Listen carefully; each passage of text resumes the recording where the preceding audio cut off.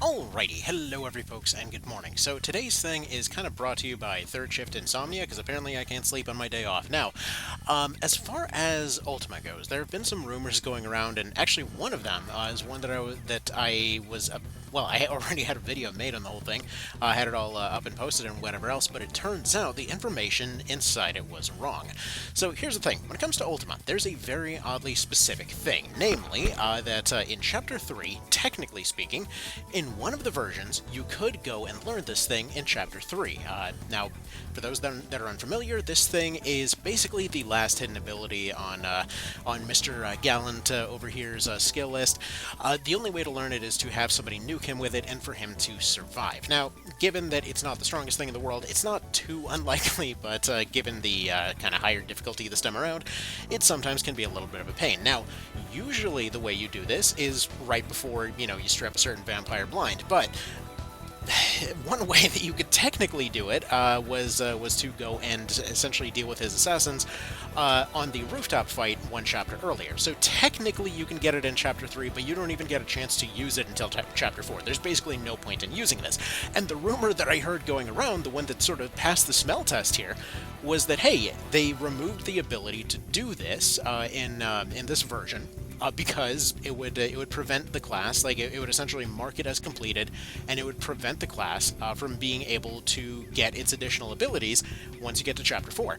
That honestly seems like the kind of thing that would end up getting missed and would end up, being patched out in a weird way, considering suddenly, despite him having 3 different versions of his class, instead of doing the sort of series tradition and kind of genre tradition of going up through all kinds of different abilities or different class names, instead there's only just 2 changes. You go from Squire to Gallant, right? Now, what's funny about this is that when it comes to this ability, it's not even anything special. Basically, if you happen to be an Armored Core fan, if Flare was your Sawa, Ultima is basically your mini Sawa. That's more or less what it is. For those unfamiliar with that series, yeah, they have like the one gigantic, like awesome ass laser gun, and then there's like here it's this like slightly lightweight, more practical variant that some people prefer for PvP, but for everything else, people prefer the giant blue one. Anyway, whatever. We're getting off track. Point is, it seemed to make sense that they removed this for Tic Tacs.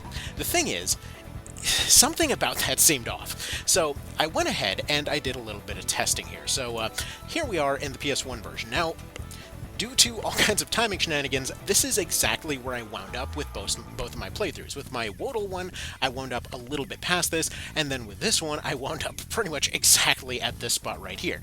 And after an obscene amount of trial and error, finally, we had Miss Assassin Face over there going and targeting him with Ultima. Now, I figured maybe it was an odds thing, because the first time that I did it, maybe I screwed it up, because I used essentially her hitting him to also end the fight. It's a nice convenient way to do that. Now, that being said, it didn't quite work. I had some backup plans here, because, they kept running up and just kind of one-shotting Mr. Rams here, as you do. But I figured, okay, one time I had him ended with Ultima. It ended the fight, so maybe it didn't trigger the event for him to learn it. So here he is, being hit by the thing, and lo and behold, he does not learn shit. Now, this basically tells me one thing, that when it comes to learning this thing, it was not an old version thing, it was specifically only in Wodel that apparently you could do this. Because yeah, nothing's learned, nothing is new here, he is the Squire, and yeah, that's more or less about it. So, just in case this was a fluke, let's go ahead and reset this. I really hate using save states for anything, because technically speaking, if you modify your Vita, you can use save states for certain things. But, yeah, it's not exactly a very fast process, but anyways. So, we're just gonna go ahead and say, okay, maybe it just was an odds thing. Maybe it just didn't quite happen right. So, we'll do what I did the first time. We'll go ahead and just take a swing at her here, and we'll go ahead and let it roll again. I will point out, I have tested this more than 15 times, so I already know it's not an odds thing, because for many of the summons, it is an odds thing, and for Ultima in particular, it is 100% odds for it to happen.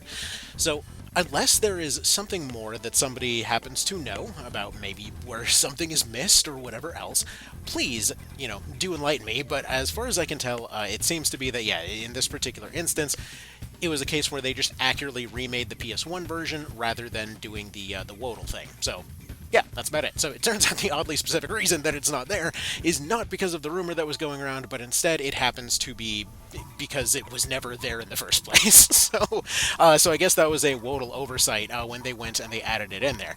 Just for good measure, we'll go ahead and redo this one more time. Right? Don't know how long that was going on, but yeah, I forgot to set the music to loop.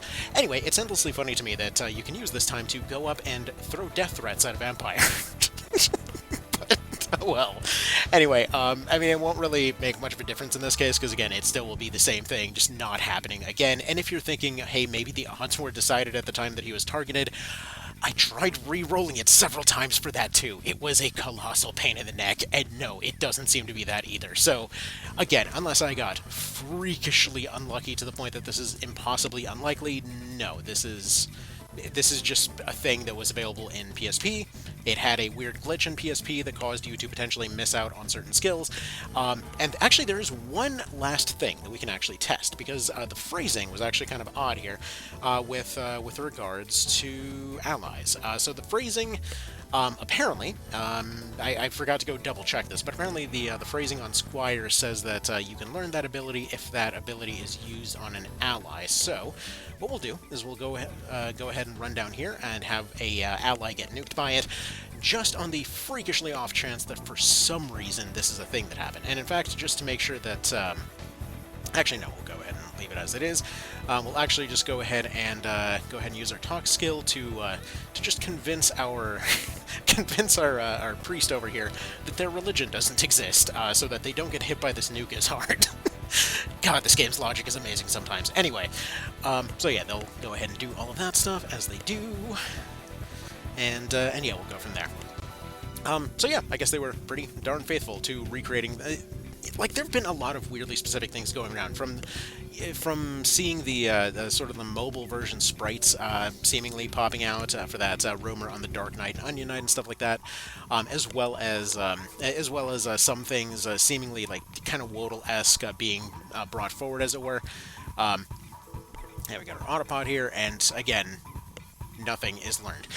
So, as far as I can tell, yeah, they did accurately, completely redo the original PS1 version with the occasional sort of Wodal-inspired changes, but not really, because it seems like a lot of the changes were sort of about 50% towards where they went there. And again, not quite where they were with the North American version of the PS1 version, which apparently was also a decent bit more, I guess you could say, aggressive than the Japanese one was, which definitely does explain why a lot of things seem to definitely feel very different from the PS1 version as opposed to Tic Tacs in some very specific ways. But anyways, that's besides the point. So the point that I'm trying to get across here is, yeah, as you can see, this was not a thing that you could do in the PS1 version. Anyway, y'all have yourselves a good one, take care, and I'll see you later.